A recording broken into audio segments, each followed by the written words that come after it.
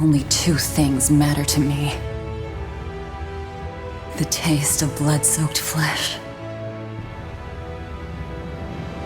And revenge upon one man. The latest installment of Bandai Namco's long-running Tale series, Tales of Berseria, marks a new direction for the franchise, a shift that's mostly in response to criticisms of its predecessor, Tales of Zestiria. Berseria marks an important turning point where it must evolve, lest it risk becoming another stagnant Japanese RPG series. All right. Are you ready then? What's going on here? Though Zestiria and Berseria are linked by sharing the same world, they are vastly different tales. Berseria is essentially about a group of bad guys setting out to shatter the so-called normal conventions of the world. Though there are lighthearted moments and bouts of comic relief delivered throughout the visual novel-style skit sequences, the story is distinctly darker than in past games. Morning! The main protagonists all have their own motivations for forging this uneasy alliance, and all are standout characters. Velvet is the first solo female lead in the history of the series, although she suffers from uneven character development. Seeing her transform from an innocent young girl into a cold, unsympathetic anti-hero is a stark but intriguing contrast. However, she lacks any further development until far too late in the game, making her rather one-dimensional and ultimately boring for most of the story. So I have to come too? Sounds like a pain. On the other hand, the rest of her crew are simply fantastic, forming one of the best supporting casts in the series. Moggy Lou especially stands out. The young witch initially comes off as the annoying fanservice character of the bunch, yet not so long after her introduction, the game lets on that there's way more behind her ridiculous outfit than just a person craving attention. Her witty dialogue and quick comebacks that often strike close to home feature some of the best writing in the series. The other members, like Eleanor, Fee, and Aizen, boast captivating personal stories, and they all come together to nail the concept of bad guys trying to do the right thing in a world gone wrong.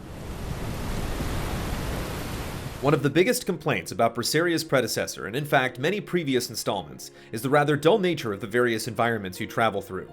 While the usual elements are still present, enemies to encounter, treasure chests to discover, and random items to collect, there's not only more density in terms of these elements, but there's also a bit more than just traveling from point A to point B. Many of these environments feature hidden paths and alternate routes that can only be accessed by solving puzzles or interacting with various objects in the environment to open new ways forward. These sometimes simple interactions add just enough to keep your travels from getting stale, and they're a step towards providing meaningful activities other than fighting enemies and searching for treasure chests, encouraging you to explore and spend time in each area. Whether it's this newfound density of the enemies and extra details in each setting, or perhaps the fact that Berseria started out as a PS3 game, these large environments still suffer from a major drawback that's plagued the series since it first switched to 3D: the issue of severe pop-in. And while it's great that the developers finally got the game to run at 60 frames per second and improved the character animations so that they aren't so stiff, it's clear that Berseria isn't very taxing on the PS4, let alone the Pro. It's a decent looking game and probably the prettiest since Vesperia, but hopefully we'll see an improved graphics engine for the next outing. Expect to see a lot of each environment, as Berseria has an incredible amount of backtracking. It's almost exclusively due to the nature of the story, and probably the only real downside to the main plot. Every so often, en route to your next destination, something unexpected happens, forcing your crew to divert course and retread old ground. It feels like padding, which the game really could do without, since Berseria runs a bit on the long side, clocking in at least 40 or so hours to reach the ending. The combat system has also gone through a major overhaul that removes some of its historically complicated nature. Gone is the old way of having to use directional inputs and multiple attack buttons with specialized abilities.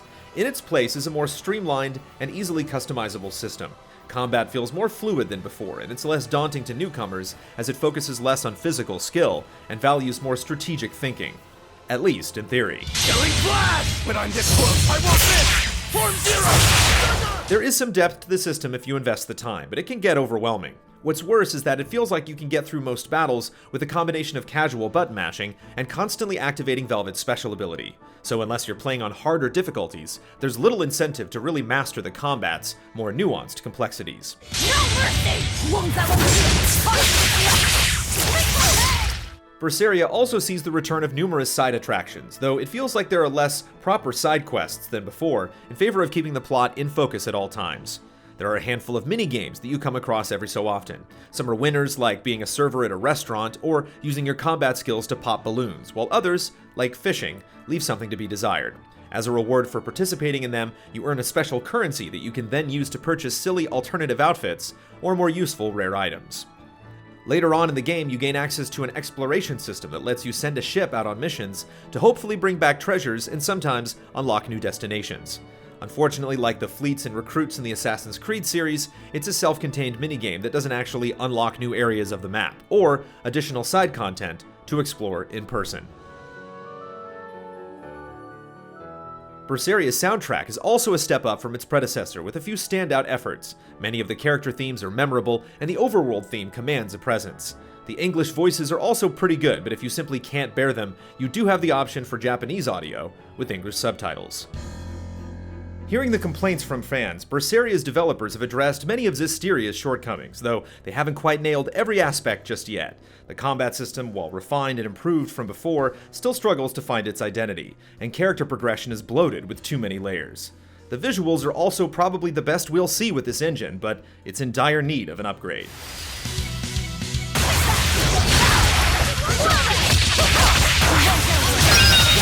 Yet there's still a lot of good found in Berseria, especially with the emotional story and unique cast of characters. The extra effort put into revamping exploration and traversing zones to make them more interesting shows promise too. There's a solid foundation here for Bandai Namco to build upon, and for the first time in years, the Tale series shows flashes of a brighter future, given the right ingredients.